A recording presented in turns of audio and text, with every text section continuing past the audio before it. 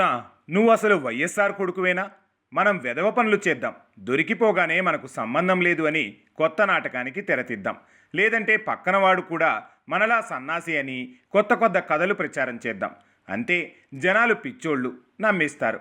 అలా వైకుంఠపురం అనే సినిమాలో సైడ్ ఆర్టిస్ట్ హర్ష అబద్ధాలను అవలేలగా చెప్పేయగా మీరు ఒక వర్గానికి ఇన్స్పిరేషన్ సార్ అంటూ హీరో కాస్త వెటకారంగా సెటైర్లు వేస్తాడు. అలాగే ఉంది జగన్ తీరు కూడా. ఇప్పుడు ఏంటి, మొదటి నుంచి అంతే. జగన్ సీఎంగా ఉన్నప్పుడు నాకు పేపర్లు లేవు, టీవీలు లేవు, అసలు నాకు సెల్ ఫోన్ కూడా లేదు అని అందరి ముందు పేద ఏడ్పులు ఏడ్చేవాడు. అయితే కళ్ళ ముందు ఉన్న నిజాల్ని కూడా కళ్ళార్పకుండా అలా ఎలా అబద్ధాలుగా చెబుతారబ్బా అని సామాన్యులు ఆశ్చర్యపోయేవారు. వాటిని ప్రజలు నమ్మేశారు అని అనుకున్నాడు జగన్. ఇప్పుడు మరో కొత్త కథను రక్తి కట్టిస్తున్నాడు. అదేమిటంటే భారతీ సిమెంట్ నాది కాదు అంటున్నాడు.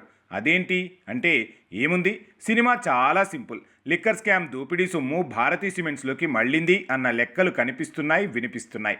పనిలో పనిగా భారతీ సిమెంట్ ఆర్థిక వ్యవహారాలు చూసే ఆడిటర్ అయిన గోవిందప్ప బాలాజీ పోలీసులకు దొరికేశాడు.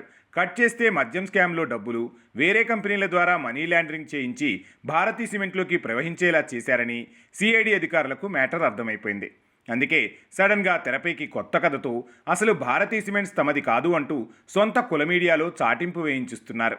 అప్పుడెప్పుడో వికాట్ అనే ఫ్రాన్స్ కంపెనీకి భారతీ సిమెంట్స్ను అమ్మేశారట. ఇది Jagan Reddy media, social media చేస్తున్న ప్రచారం ప్రకారం. అంతేకాదు, భారతీ సిమెంట్స్లో 51% వాటా వికాట్దేనట.